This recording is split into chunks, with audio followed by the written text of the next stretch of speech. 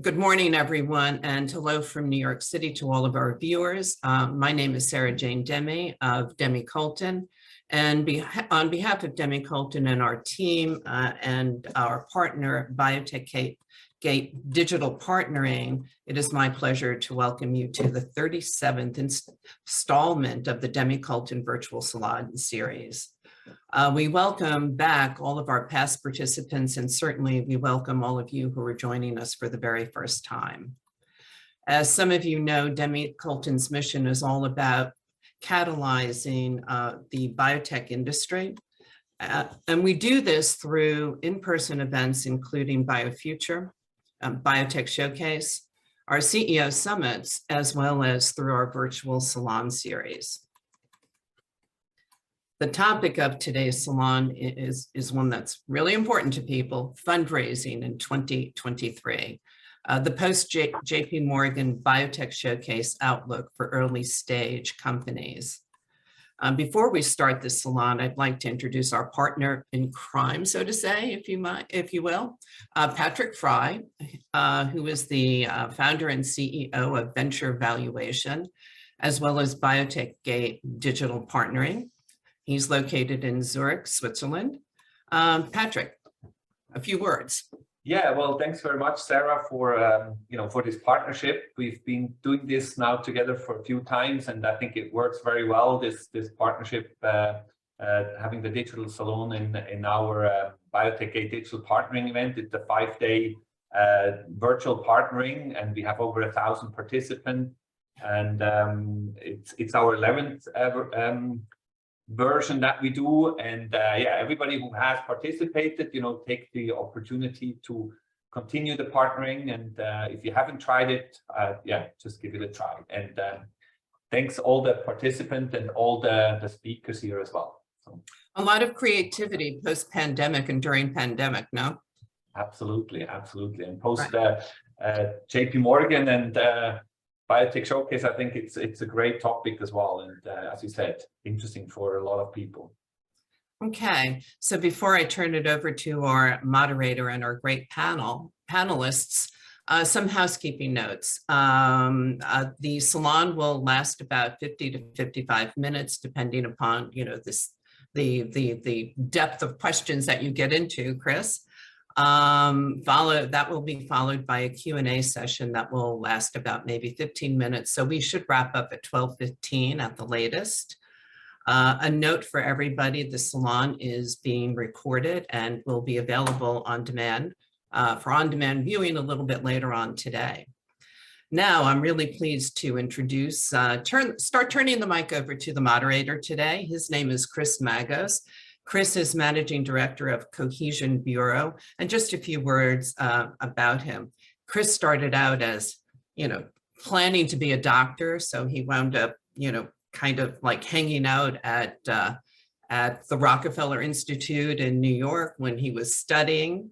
He wound up going over to another side. He became a fund manager with a really major fund here in New York City. A junior fund manager, but nonetheless, he was there. Wound up over in Europe, writing for BioCentury as a journalist. Decided to stay there, and you set up a major IR/PR organization in Europe. We will not name who they are, but you did that, as well as working for a biotech company. So you've covered the gamut. And I think you can explain a little bit more to the audience what Cohesion Bureau does, because I think your positioning is a bit unique. Chris will also ask each one of his panelists, who are great. We have a good mixture of both European and US representatives for our audience. So Chris, let me turn it over to you. The virtual mic is yours. Thank you, Sarah. That was a very generous introduction. No one's ever called me a fund manager before. I appreciate it. I was an associate for Jeff Kasdan a long time ago, so I appreciate the intro. It rubbed off. Hello, everyone. Welcome to the panel again, Fundraising in 2023, the post JP Morgan Biotech Showcase Outlook for Early Stage Companies. On behalf of the entire panel, I wanted to thank Sarah and the Demy-Colton team and Biotech Gate for bringing us together today. As you've heard, I'm Chris Magos. I recently founded a new strategic consultancy for investor relations. It's called Cohesion Bureau, and we're in the middle of soft launching the firm, but I'd be happy to talk to anybody who's interested about the services that we do, including investor relations and financial communication, and also some licensing business development services. So, as many of you know, the Biotech Showcase event held a few weeks ago in San Francisco showed that the business of biotech is back in force. The showcase was humming with activity. It was packed with 3,200 attendees, including 1,200 investors. And the three-day event hosted over 7,000 meetings and 400 companies presented, more than 400 companies. The mood at the event, despite our collective COVID hangover and the challenging market conditions, illustrated that our industry is enthusiastically pursuing growth. So before we get to the discussion, in which we'll try to address many of the questions folks from this audience submitted ahead of time, I'd like to ask the panelists to introduce themselves. Maybe we could start with you, Christoph, and then move across. Yeah, sure. Thank you, Chris. And hi, everyone tuning in. I'm with EQT Life Sciences. We are a dedicated life science VC based in Europe. Our funds have invested in over 150 companies over the last 30 years. So we've been through a couple of cycles, mostly companies in Europe and the US. Our last fund was raised last year. Seventh flagship fund was around a €1 billion mark. We invest in private companies across early and late stage venture with focus on drug development. A lot of our deal flow is early stage, a lot of early stage companies, and I'm happy to share my perspective on what I'm looking for in these companies, and I'm very much looking forward to the discussion. Marianne? Yep. Hi, I'm Marianne Nakata with Johnson & Johnson Innovation, JJDC. We're Johnson & Johnson's corporate venture group, and we've been investing this year for 50 years. We invest for things that are on strategy for the Johnson & Johnson pharma and device sectors at all different stages, all different check sizes. We can lead deals, but we don't have to. And we are deployed all around the globe in San Francisco, Boston, London, and Shanghai. And we invest about anywhere from 250 to 500 million every year. So I'm Emily Pilkington. I'm from Silicon Valley Bank here in Europe. So I'm based in our London office, and we also have offices in the Nordics, so in Denmark and Sweden, in Germany, Israel, and Ireland. I lead the biopharma and diagnostics practice across Europe, and we support companies from seed stage all the way up to IPO and beyond on their public journeys, supporting them with their growth along the way, be that day-to-day banking, treasury management, liquidity management, risk management, and providing financing solutions. So really looking forward to the discussion this afternoon. Ed? Oh, hi, Chris. And hi, everybody, and thank you. So Ed Saltzman, I am the head of global biotech strategy for Humanity, a relatively new but rapidly growing life sciences strategy consultancy with a mission of accelerating and optimizing access to medical advances. I have about 3.5 decades of experience in working with early stage strategies, investors, and boards, precisely around the very important issue of the allocation of capital to create value in those companies. And obviously, I'm clearly excited and looking forward to this discussion. Thanks. And Anton? Yeah, thank you, Chris, and thank you, Demy-Colton. My name is Anton Xavier. I'm at Silicon Valley Bank in the Northeast with my headquarters in New York City. I focus predominantly on pre-Series A companies. So these are literally the seed companies from $0 in a bank all the way up to X dollars in a bank that are before they raise their institutional Series A rounds. My territories focus in New York and Boston, but then secondary and tertiary territories east of the Rockies. My goal is to create and curate programming events to enable companies to get to the next inflection point. And that next inflection point for them will be a Series A raise. So a lot of the events that we do, some of them are actually partnered with Demy-Colton, but other independent events include CEO dinners, investor connect events, bio-entrepreneurship networking hours, anything where we can connect our clients to investors or the ecosystem. I come from a large pharma background in early stage R&D all the way up to clin dev, and also search and evaluation in large pharma as well. So I do bring a variety of different experiences to the table to enable our clients to grow. Thank you.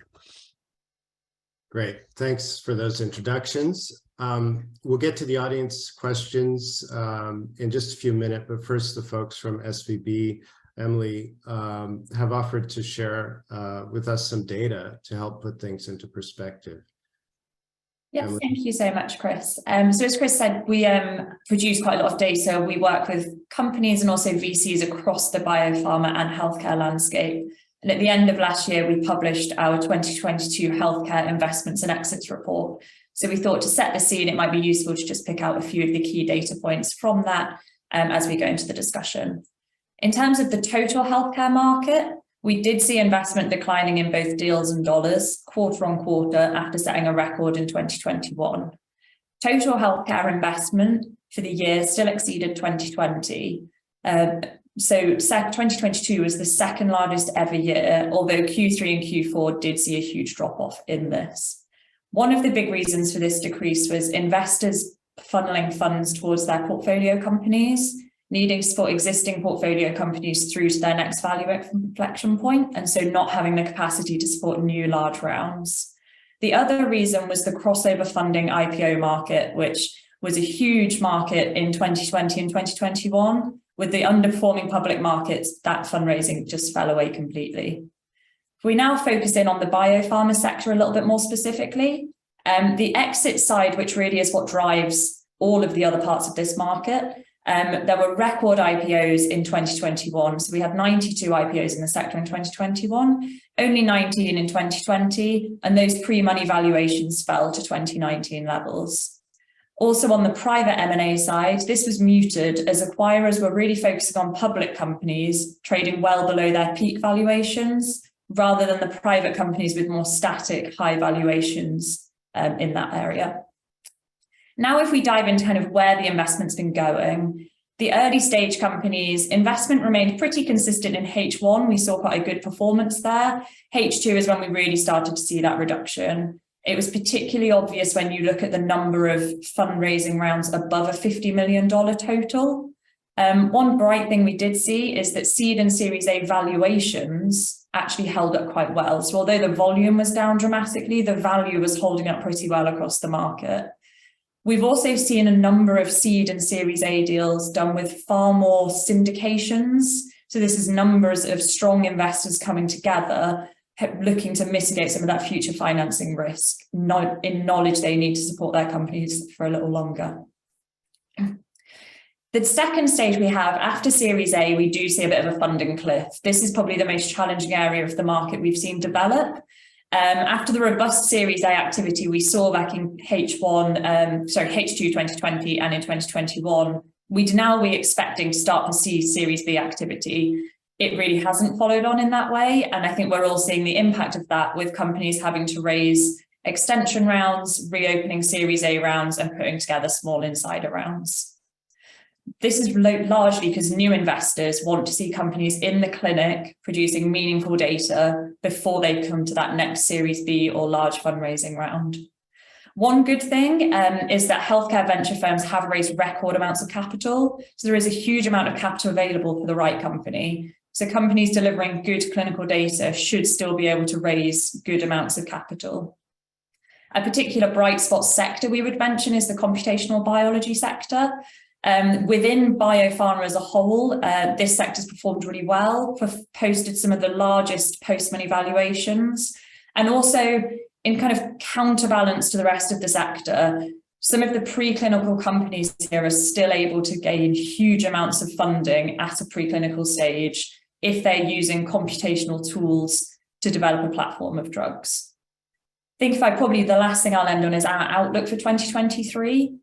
We think that the investment dollars will revert to about the 2020 level for the total biopharma market. One of the things we do think is the highly valued companies that last raised in 2020 and 2021 are going to need to come out for funding into the market. So that will either drive some down rounds or potentially looking at mergers with other private companies to augment their pipelines. And as I said before, there is still an unprecedented amount of dry powder capital available in the sector. So those really top performing companies should be able to gain access to that.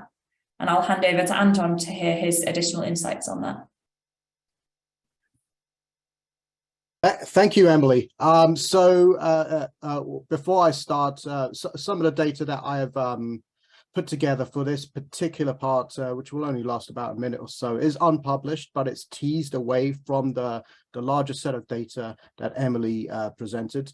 Much acknowledgements to John Norris for his healthcare and investments and exits reports, but also acknowledgements to Ben Johnson, our head of national life sciences at the pre-Series A level, for actually teasing away the data to actually look specifically at pre-Series A seed data itself.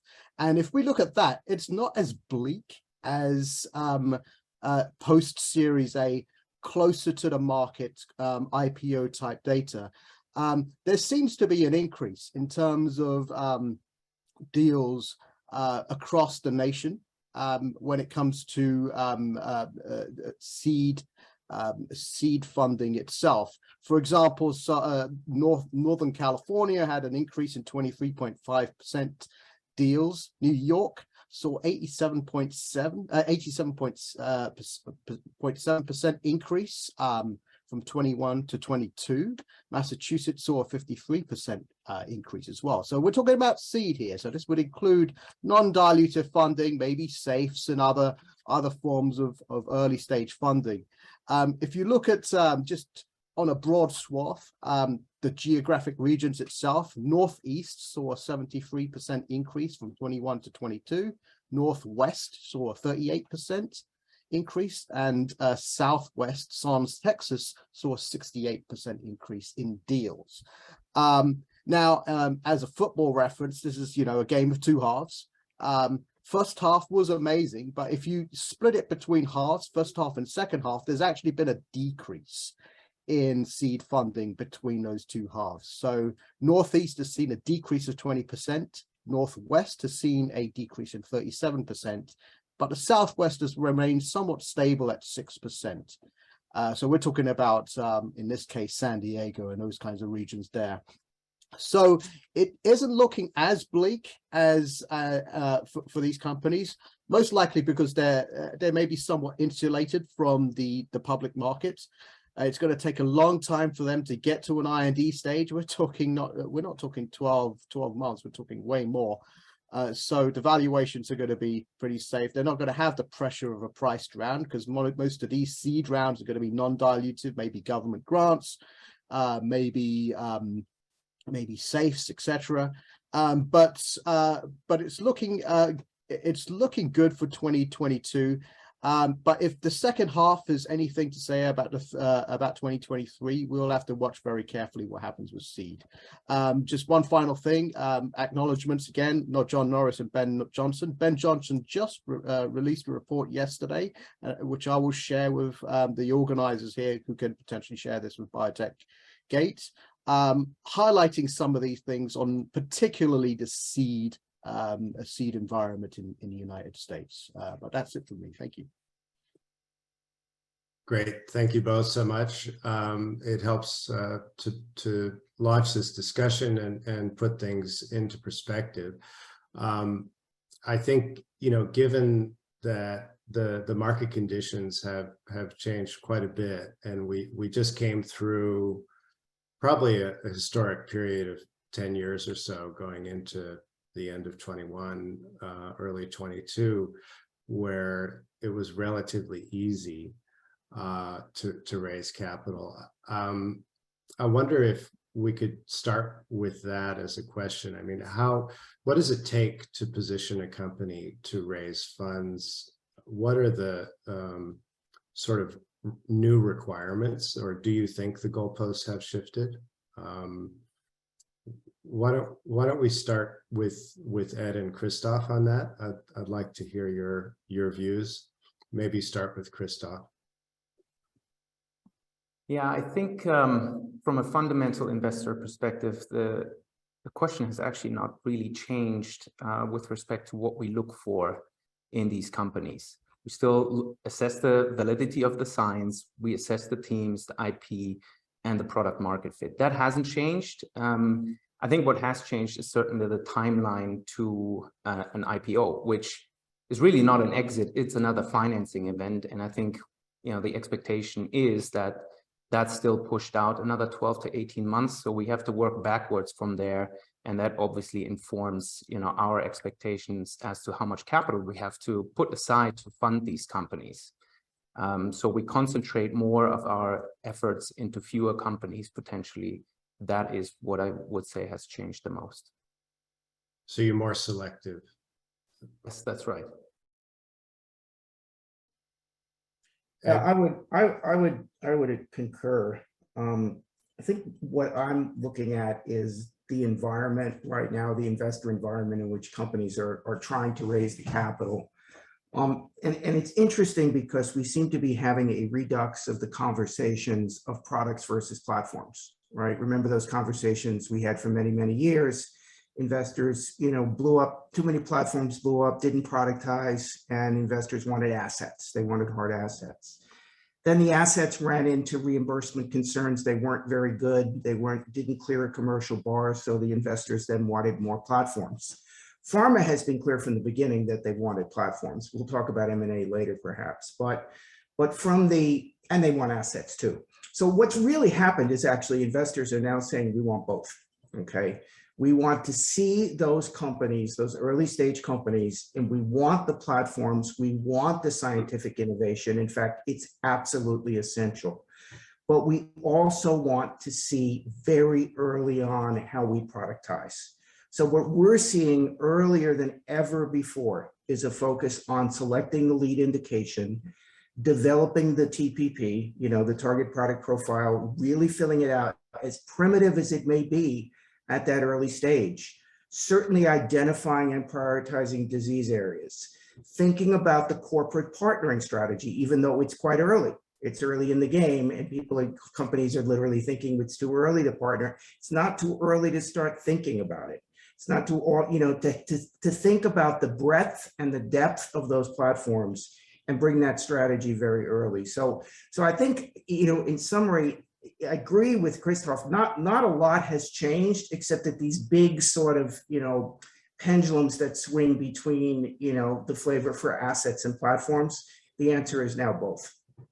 And Ed, I think the irony though is, I mean, we'll talk about capital efficiency, but there are a number of companies that started out being platform companies, and to extend their runway, they become asset companies because they can't afford the capital to have like too many programs and advance the program. I mean, the platform. So there is an odd irony. I totally agree with you that the best companies will have both, but with limited capital, we're going to see more companies that look like single asset companies, and that's not as bad anymore, because as long as that asset has good data, that's a little risky, because if it doesn't, it's very binary. Right, and I would say, Marion, I completely agree. But the only thing it's not just not so much challenging, but making another observation is that I don't think it's the only decision is whether to focus the capital on the asset. Obviously, the return on that capital that's directed at the asset is going to produce more value. But the early stage, what we're seeing are early stage companies right now in this environment, dozens of them that are progressing assets for which they're getting valued, but using corporate partnering strategy as a way to keep the discovery engine going. So I think it can be done. Not easy. That leads very nicely into where I wanted to go, which is towards you, Marianne. I mean, you're a strategic investor, and you know, what I've been hearing from some of the clients that we've been working with is, okay, it's really difficult with the traditional VCs or the high net worth investors right now who are more risk averse and taking longer than they have in previous cycles. Let's go talk to the strategics. What do you think about that? I mean, have things changed from your perspective, or is it still purely, you know, the strategic interests of your company? I mean, yeah, let me stop there. Yeah. Well, I'll start by saying it's a good time to be a strategic investor. I mean, and the reason I say that is RLPs are companies, and so the concept of fundraising and having like a fund lifespan isn't quite the same. And I think strategics are one important place to knock on doors to fill the crossovers shoes who really aren't stepping up. That being said, most corporates will lead investments, and so our deal flow has just exploded recently, and groups that have, let's say, historically syndicated with each other as financial VCs are now realizing they're going to have to branch out. And you'll see a ton of activity with, for example, the Pfizers of the world, AbbVie, our buddies at, Sanofi, et cetera. And I chat with them regularly, and we're all seeing the same thing. And the other thing that's important is we are shaping those companies into the exit that our parent company is wanting to do. So if, for example, the company's going off and doing a clinical design or a CMC that we would have to rework, and then when we did the BD deal, we would have to discount that BD because it's going to take longer to bring that asset to market. We're bringing that information to these companies earlier and creating value for them because we're trying to create value for ourselves. And there are actually some data that supports the fact that if you have a corporate investor in your syndicate, you have a higher likelihood of a successful M&A or IPO. I could share that older data with you.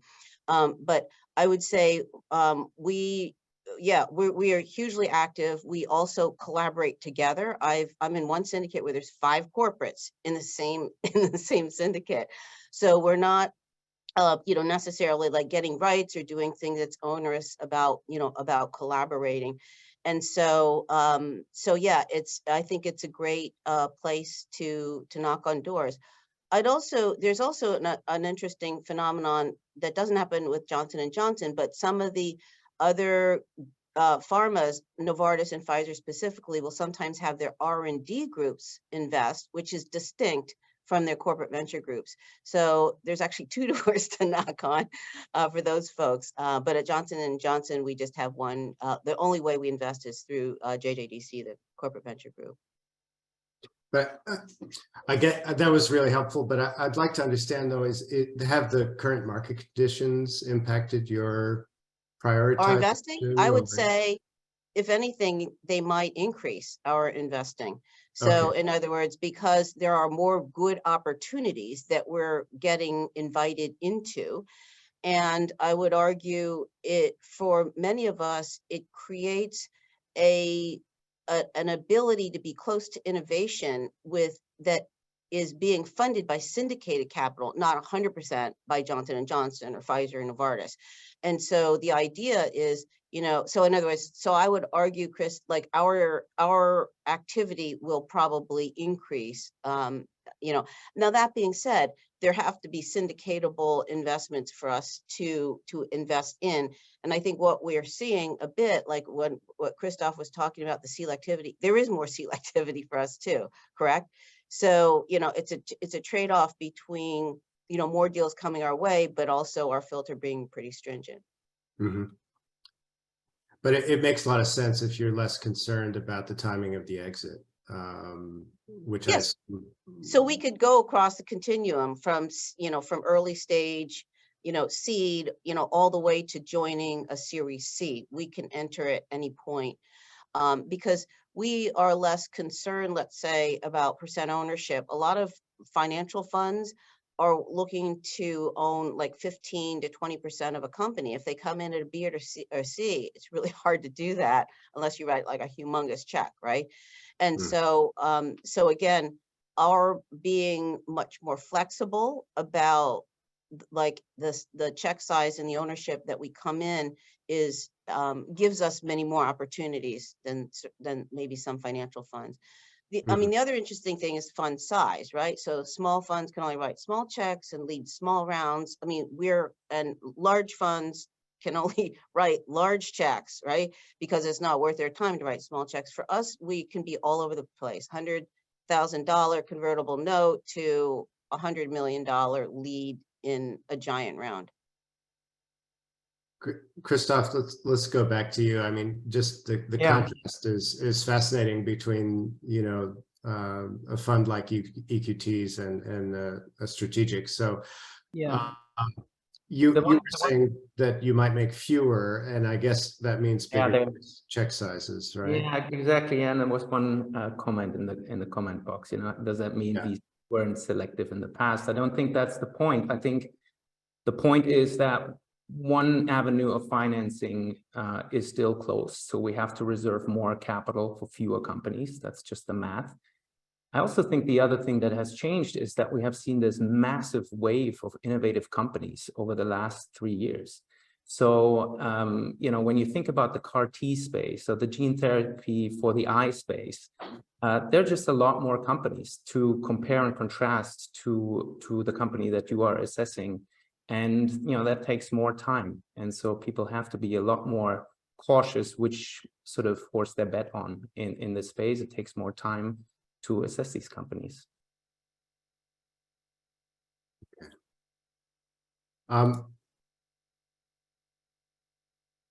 If you're a company looking at a down round, is it better to take that down round? Get the infusion of cash, or maybe, you know, downsize your activities? I mean, how would you guys see that? Maybe we could start with Emily and Anton on this. Yeah, I can start from kind of what we're seeing from our perspective. I think probably the first obvious comment to make is it's unusual we would see a company just do one or the other.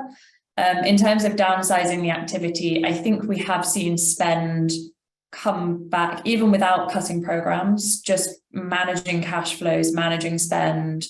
There's been a lot more scrutiny on company spend, and we're certainly seeing the impact of that when we're speaking to our clients. I think as a bank, we would generally say that cash is king. And if you're in an uncertain environment and you are requiring funding, the kind of dilution impact is probably less important than having the cash to continue your business. Obviously, that is very much dependent on your investors and their appetite to accept that. But we definitely think as an institution, we believe that there will have to be some down rounds in the coming year, particularly from those incredibly high valuations we saw in 2020 and 2021. Otherwise, those companies will be facing the choice of a down round or running out of cash completely. But we're definitely seeing more of a focus on accelerate your single asset to the clinic and get valuable data at the cost of other programs. So maybe not scrapping completely, but pausing and holding off. But I don't know what Anton sees on the US side. Yes, so yeah, we're really talking about, you know, multiple assets stemming from maybe a platform, right? And the benefit is, do you focus on one singular asset, take it forward, and narrow down that whole portfolio? Or do you have this multiple shots on goal approach and see which one works and run them all in parallel, right? I've seen both. I've seen more of the primer, where people are starting to narrow down and focus. And this is to Ed's point earlier, prioritizing your therapeutic areas or your disease areas, right? So prioritize that to your exit strategy. If your exit strategy is an eventual acquisition with large pharma, make damn sure that the lead asset is aligned with the company. that is potentially going to exit you with. I've seen a lot of companies, for example, if you have in oncology, there's various different spaces. Osteosarcoma is an incredibly rare disease, but they're leading with osteosarcoma.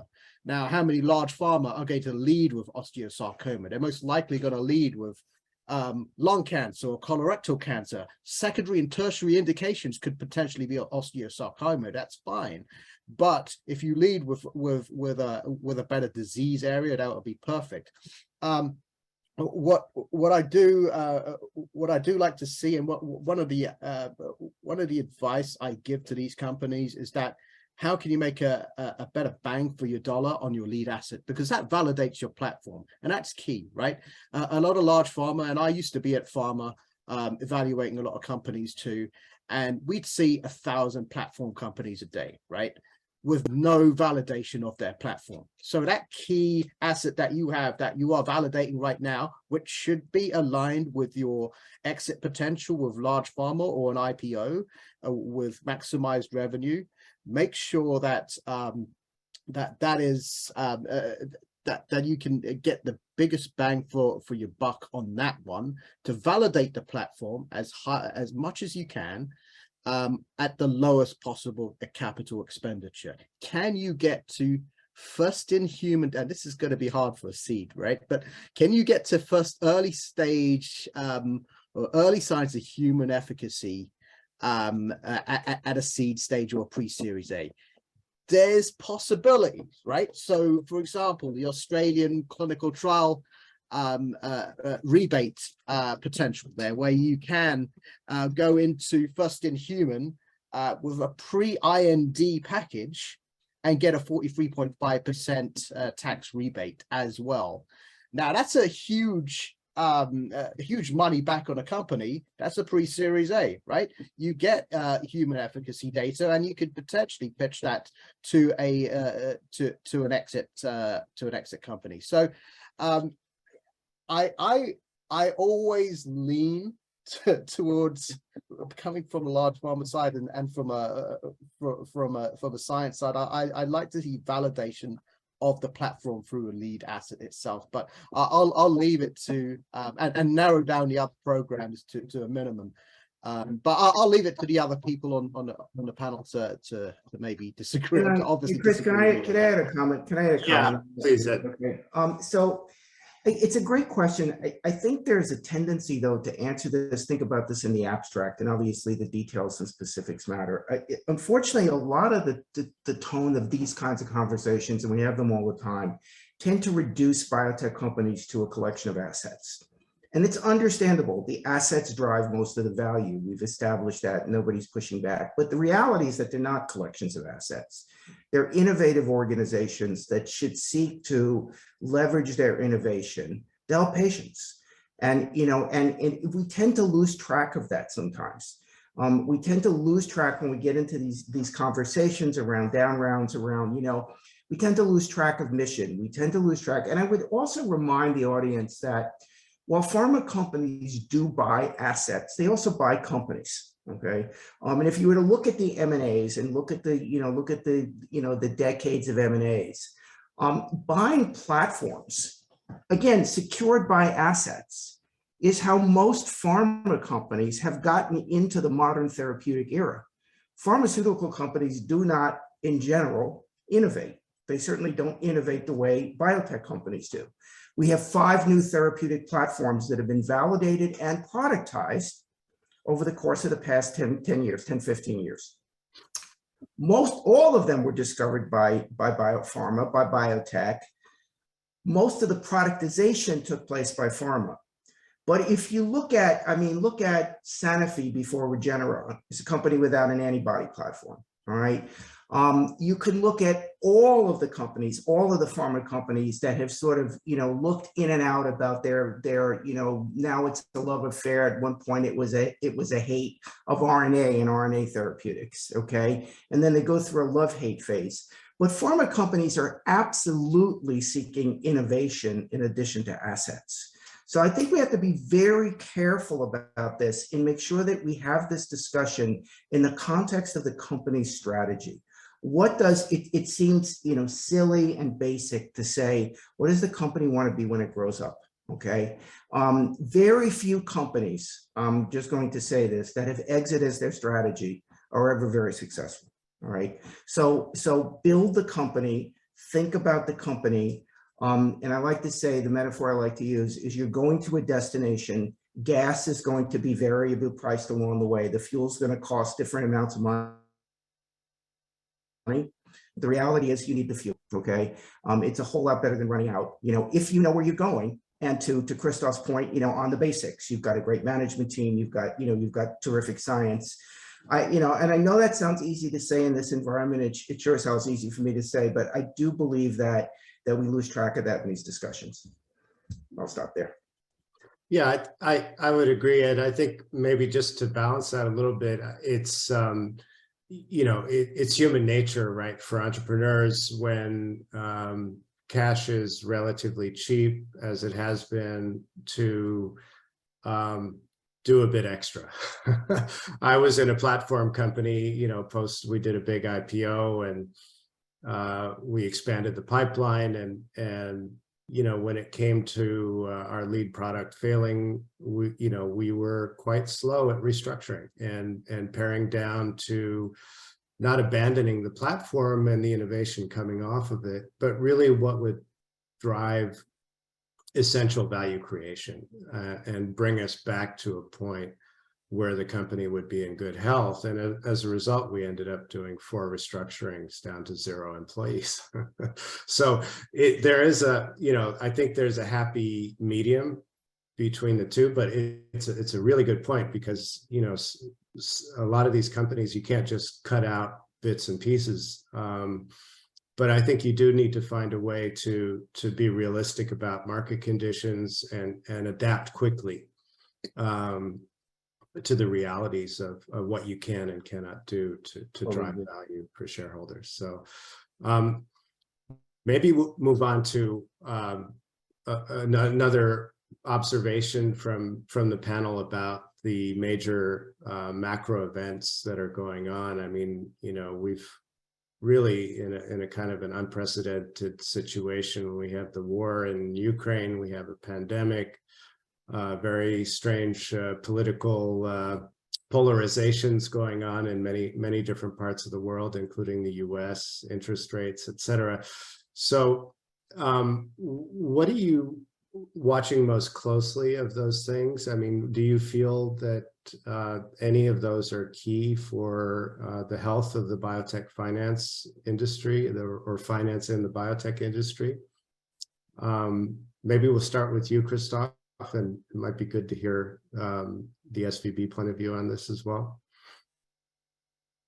Yeah, no, I think it does, of course, have an impact. I think, if I had to pick one metric from my standpoint, interest rates are very important, because in the US, we're somewhere between 4.5%, something like that. And that gives an alternative, which investors really didn't have in the last 10 years when we were sitting at very, very low interest rates. And so that's, one of the reasons, paired with all the geopolitical problems that we have at the moment, that drove capital out of perceived at higher risk sectors. Biotech is not the exception, right? We've seen that in other high growth areas as well. So I think interest rates is a metric that we monitor very closely, because I think once that level comes down again, people will seek growth again, and more generalist investors will come back into the market, which will ultimately drive public market valuations at that then trickles down through the chain. Emily or Anton? Yeah, I can speak to kind of the UK European side. I think probably there's 2 factors we see as a huge impact at the moment. One of them is the political environment, and speaking specifically to the UK, this is the R&D tax credits. So something that for a government can seem like quite a small throwaway piece of legislation has a huge impact on the sector. So I think that's one thing that we're seeing have a big impact, both on UK companies, but also European and US companies looking at where to carry out clinical trials. And the other thing is inflation, but particularly through the lens of staff costs, lab costs, space costs, and energy costs. It's having a huge impact on how companies can predict where does that cash get them to, and how can you manage that moving target, noting that inflation is leveling, but it's still at an incredibly high level historically. I think they're the two things we're really focused on.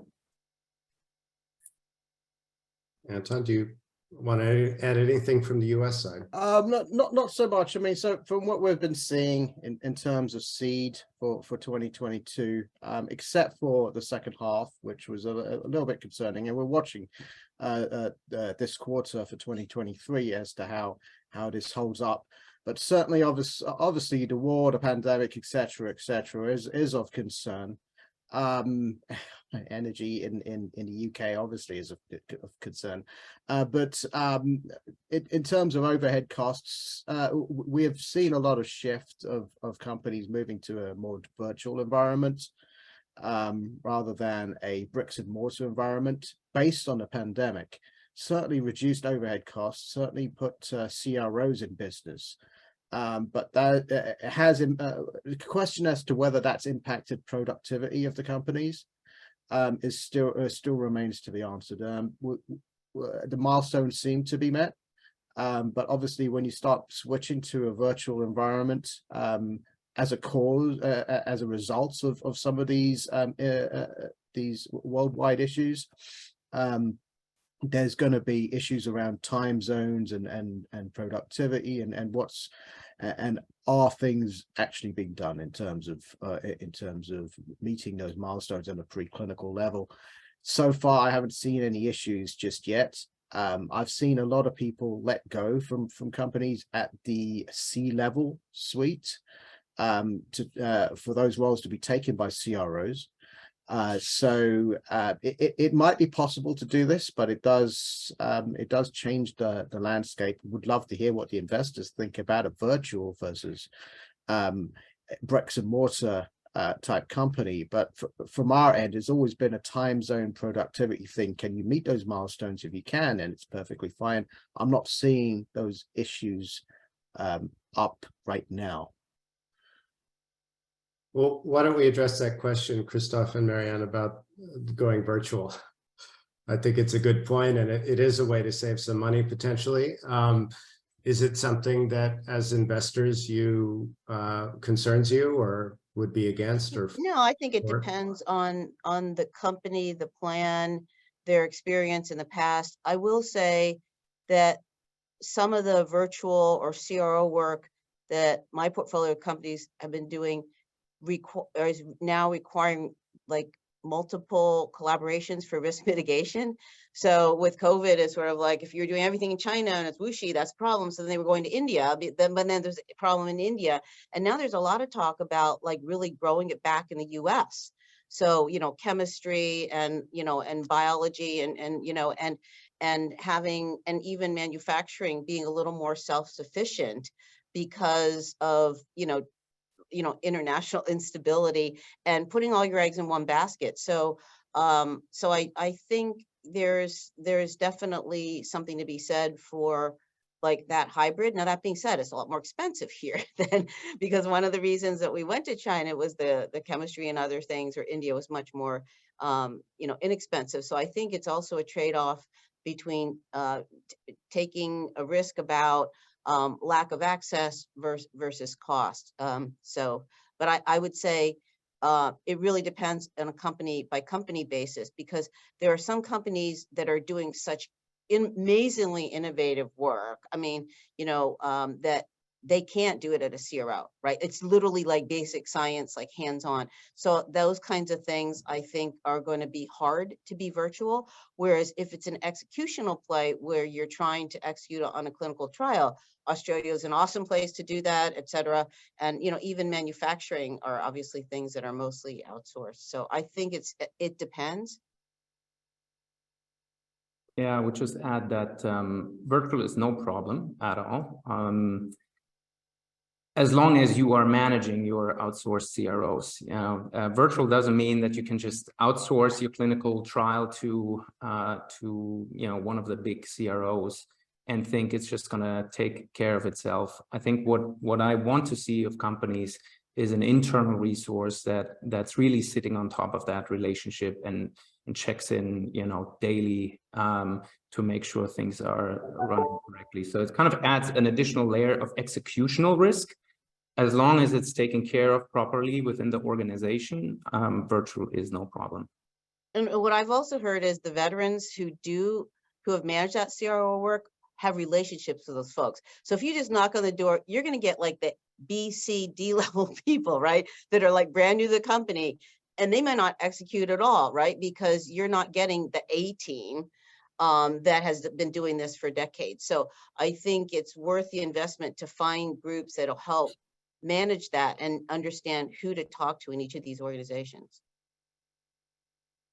I think that, my experience working with companies, designing clinical trial is not, for kindergartners, right? So trusting somebody else. And I think, Christoph, you were alluding to this, right? As long as you manage them, but, somebody, you need to have somebody who's invested in really giving all of their competency and experience to the design, even for preclinical work, but and oversight of studies, right? So I wonder to what extent that can be outsourced. At the same time, I've heard from many small companies, we don't need a full-time CMO.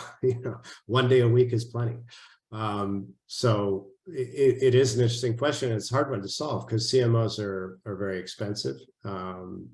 And not something that's easy to find the right person for the job at a young company. So maybe we're almost done with this part of the discussion, but maybe we just take a second to ask you to give each of you your single most important piece of advice to a private company out there looking for financing. I can start. Okay, go ahead, Ed. Well, I mean, I think I'd just repeat what I already said. I think that the science, obviously, it's a given that the science needs to be spectacular. And because it was said on before, this is getting very crowded. The burden upon investors for diligence is higher than I've ever seen. Just being able to differentiate amongst the various platforms being presented is just very, very important. But I think that ramps up the emphasis on being able to at least think about productization early. Okay, that doesn't mean you're going to have most of the answers, or frankly, even a small % of the answers. And your TPP may be embarrassingly primitive, but questions around reimbursement, questions around, around the commercial, the commercial strategy. How will you think about this? How will you think about pricing? These are top of investors' minds right now. Probably significantly more important than will it work? Okay. We have a lot of programs out there, a glut of programs that there is no doubt that they work and they're dying on the vine. All right. So that's the message I would take. It's not that your platforms aren't spectacular and don't need to be investigated. I call it a wrestling match with the science, to wrestle the science into products. That's what biotech has done for biotech's entire existence. The challenge today is it has to be done in a much more compressed time frame. All right. You won't always get it right, but start there. I think that's it. That's the advice I have. Thanks, Ed. So I'd say you make sure you have a lot of time if you're looking for a new lead. For an A or B, what used to take anywhere from 2 to 6 months is now taking 7 to 12 months. So plan for that. That's my advice. Or longer. Yeah. Or longer. Yeah. I'd definitely echo Marion's point there. And similar to Ed's point, I think planning ahead early, what your commercial strategy is, your manufacturing strategy, how you're going to operate your business, so that when those collaboration agreements or license agreements come along, you can analyze those more rationally because you understand where they fit with your company's long-term strategy. And that's something you can articulate well to investors, being able to tell your company story rather than just the product story?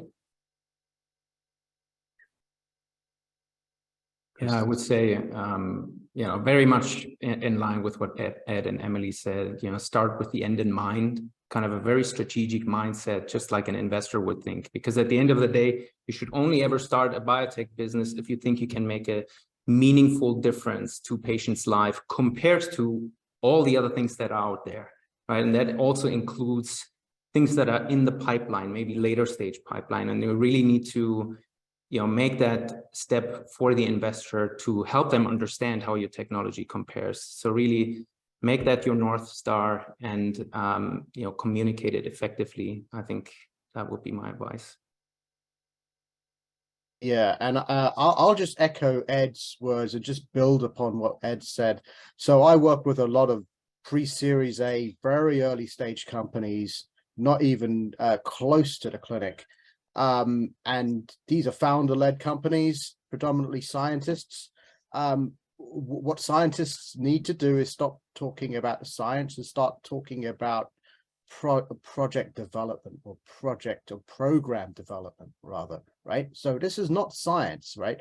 Science was probably amazing, but you now need to define your Gantt chart. You need to now speak in terms of milestones. When are you going to get your in vivo data? When are you going to get your tox data?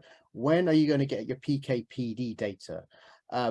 Those are your key inflection points during preclinical work. So how much is it going to cost to get there? And speak in terms of that. What do you have right now? Don't talk about how amazing the science is and what the mechanism of action is, and then go down down some kind of rabbit hole of papers and publications on this. There's key milestones. This is a cookie cutter model in drug development. Hit those milestones. Tell people where those milestones are, where you are in those milestones, and how much it's going to cost. It's much easier for an investor to then understand what the value proposition is of the company itself. Thanks, Anton. Great. So Chris, how do you want to handle the questions? There are a lot that came in. Do you have any favorites, or do you? Well, let me start out with a couple of it. One of our viewers who I know has been here before said, regarding seed funding, is there still an increase if you take out startups that were formed by VC firms themselves, i.e. financing that would not have been available for seed companies in the first place? What do you guys think? No answer? That's a challenging one. I think that's Anton's beat. Yeah. Throw that one on me. Yeah, that's so it is. Yeah. So because that's some of the data that we haven't published, I can talk to that independently with who was that with? Oh, that's with it seems like Concarlo there.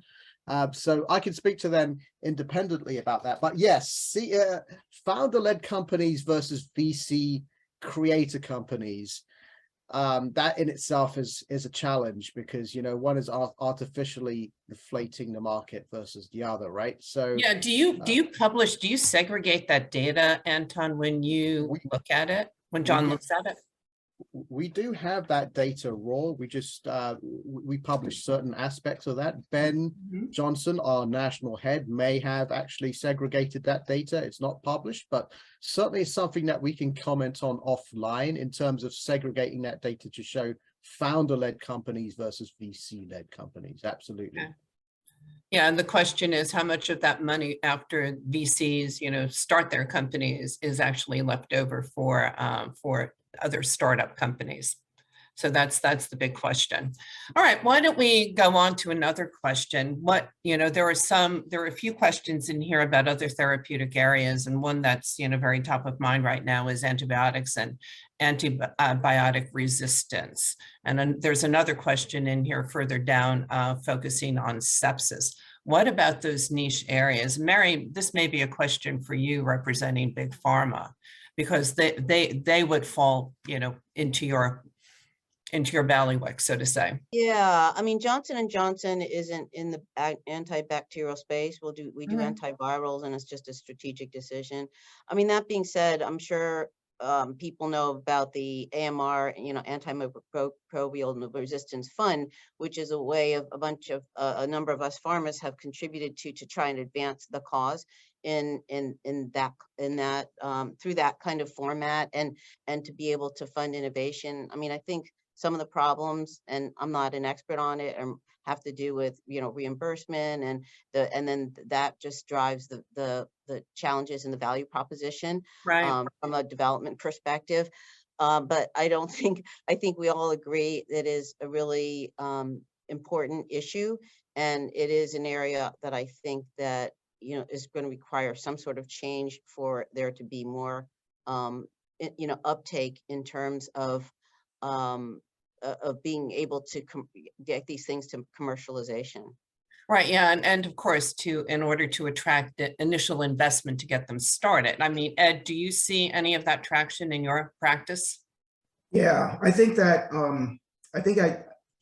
what I struggle with is, and we've been having these discussions for way too long, as the AMR problem continues to accelerate. There's data every day, and we haven't just been through a global pandemic. Yes, it was viral, but the other one will be just as bad, if not worse. So we need the innovation, but there is no business model, right? There's just not a good business model for this innovation. But it's not limited to antibiotics. I mean, if you look at the challenge that innovation has, a lot of it is business model. Let's look at gene therapies. Let's look at one and done gene therapies, where lots of pharma companies we see in our practice kick the tires, look at these things, but actually can't figure out how to make the business model, the commercial model, add up. So if we don't innovate commercially, on commercial models and business models, I'm afraid that all of this innovation, or a lot of it that we so desperately need, won't get to patients. Thank you, Ed. Sad, but thank you. Yeah, I mean, it's true. It is. I wish I had some answers. I mean, it's one thing to pose the question, but I think that one of the burden of innovation is going to need to be on some of the innovative companies. I don't necessarily think we can always lean on pharma to innovate on the business models. So we tell our clients in the advanced therapeutics and gene therapy spaces, they have to own that commercialization. They have to own that strategy. They have to understand the payer model. They have to propose, unconventional reimbursement schemes. They have to be on top of all of that. And it's getting to a point where you're just shouting, starting to be heard a little bit. But my concern from the beginning has not been around the scientific innovation, not been around clinical progress.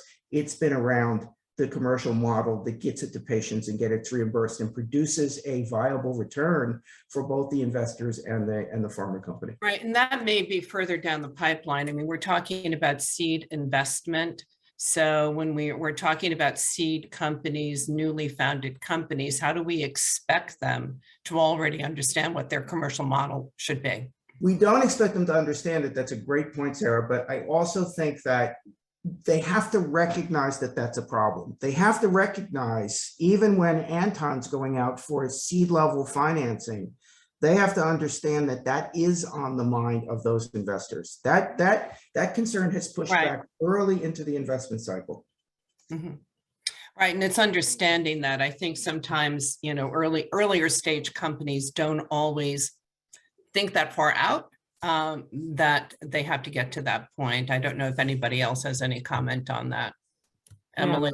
I think that's completely right. It's partly what I meant when I said think with the end in mind, right? And I fully underscore what Ed said and Anton here on the commercial model for these antibiotics, right? I think it's unfortunate that it's just not there yet. I think there's a lot of incentives to develop these drugs from BARDA, other areas, but if you get it approved and it's a really differentiated gram-negative antibiotic, it might be saved because of stewardship until you really need it. And so actually, counterintuitively, the best antibiotics may actually be the ones used the least, right, to avoid the resistance.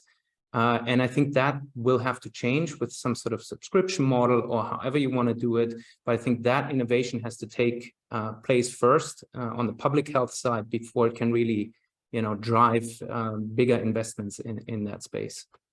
Okay, thank you. Thank you, Christoph. Anybody else want to make a quick comment on that? Moving on to our next question, which just disappeared from my screen. Hold on a second. That's somebody else asked a question. One of our viewers asks, with regard to new platforms and technologies such as AI and ML, how do you think about, or what do you think about first mover versus fast follower market entrants, knowing that the solution should become better, more targeted over time? What do you guys think? I can take, I guess, an initial thing that we see from the AI and machine learning in terms of the first mover, fast follower, probably the most important is underlying that technology. There needs to be solid science.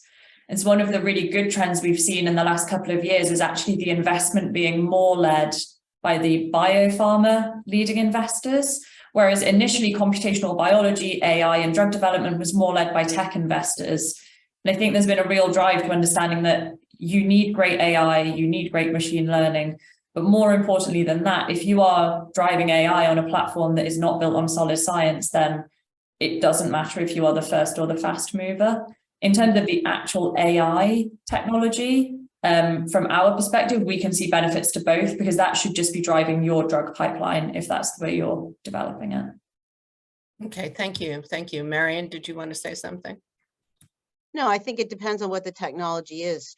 So in other words, it might be first mover if that technology is finding novel targets that you have to create drugs too, correct? So but fast follower might make sense if it's something that that is if it's replicated, it might be better in like Gen 2. So I think it really depends on what the solution is that they're creating. Okay, thank you.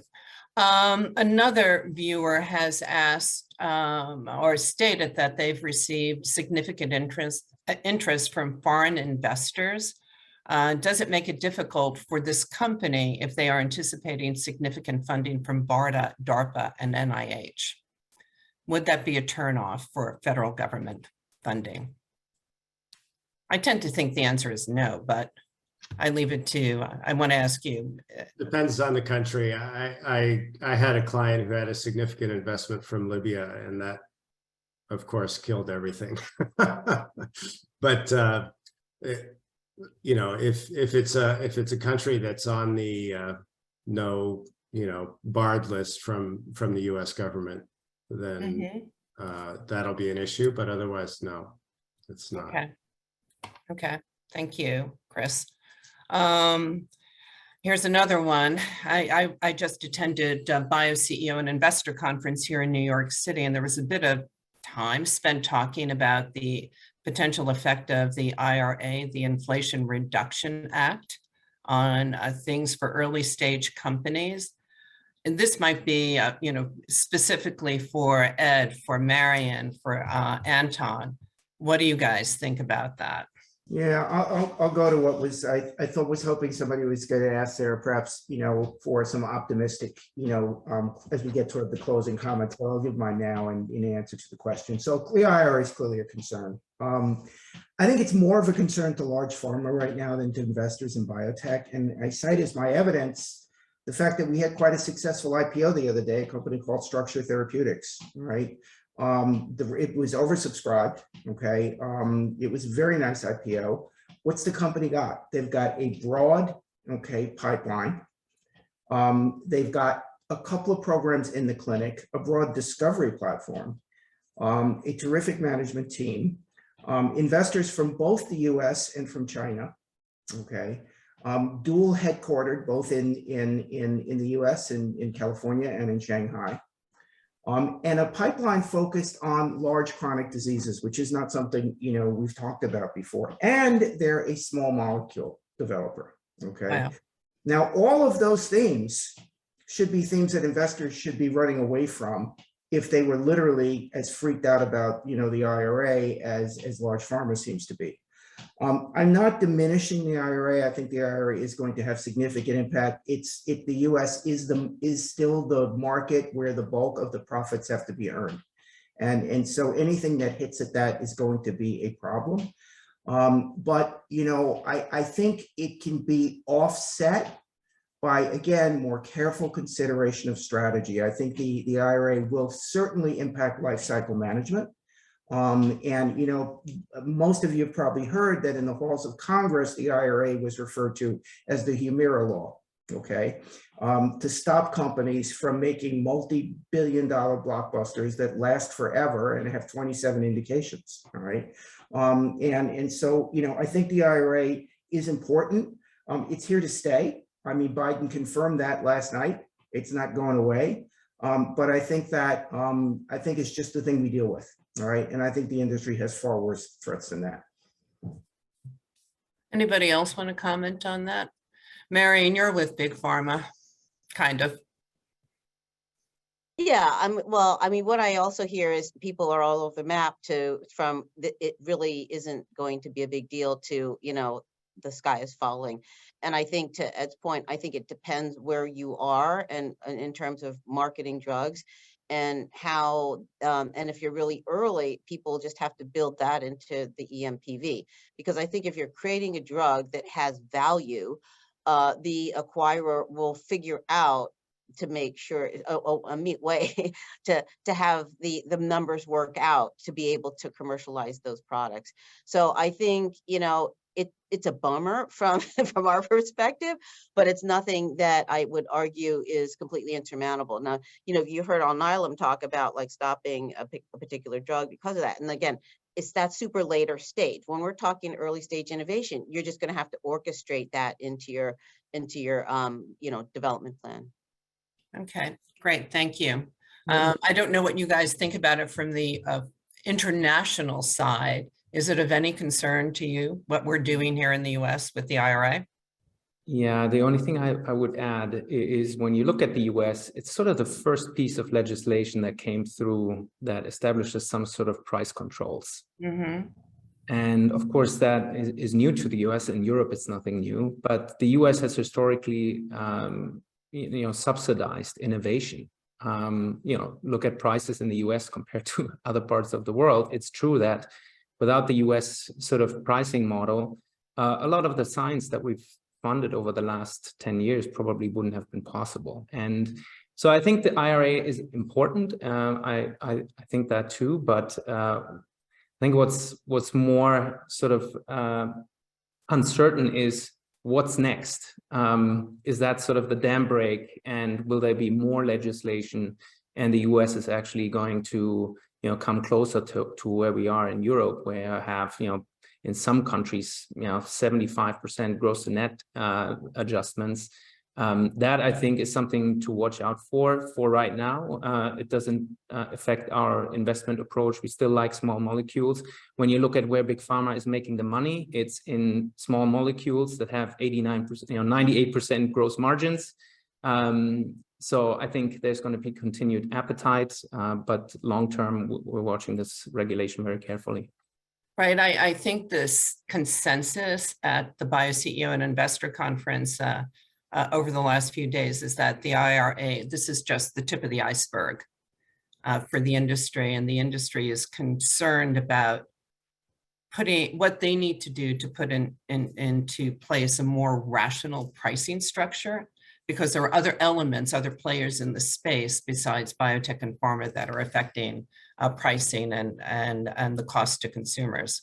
So stay tuned there, stay tuned. With that said, it's 12:14. I know there are a number of other questions, which I can promise you will try to address privately to each one of the viewers where we have not been able to address the questions. With that, Chris, why don't we do closing remarks and do a roundtable or a round robin with all of your wonderful panelists. Sarah, thank you again. And thank you to the panelists for this stimulating discussion. Also, thanks to Biotech Gate and the Demy-Colton team for providing this forum. Please feel free to get in touch with us through the organizers, LinkedIn, or some other medium. Would be happy to speak with you individually.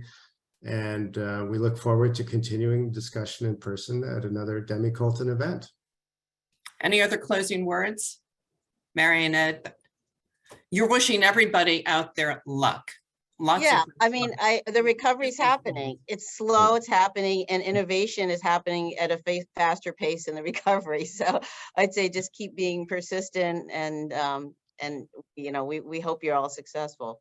Yeah, one of the comments that we haven't talked about is that we've been here before. And all of us who have been around for a while, I am one of them, know that we have come through it before. It's been difficult, but we have come through it. So Ed, I'm sorry, I cut you off. I think the thing to think about, to leave on a positive note, is to really think about the last protracted down market we had was the global economic collapse, 2008, 2009. For biotech, it extended into 2010. That is, you know, millenniums ago in terms of the scientific progress that we are looking at today. All right. We thought we were very good scientifically back then, but if I was to compare the science, the level of the innovation that is coming out of everywhere right now, I would say it's a different world. All right. So this market is going to recover, and stay the course, because it's going to be great. Yeah. Great words. Thank you, Ed. Look what happened. With that said, I'm sorry, Chris, did I cut you off now? No, I was just going to say, look what happened after 2008. It was a couple of difficult years, but then we had 10 years of really amazing financial markets. So we did. We'll come back.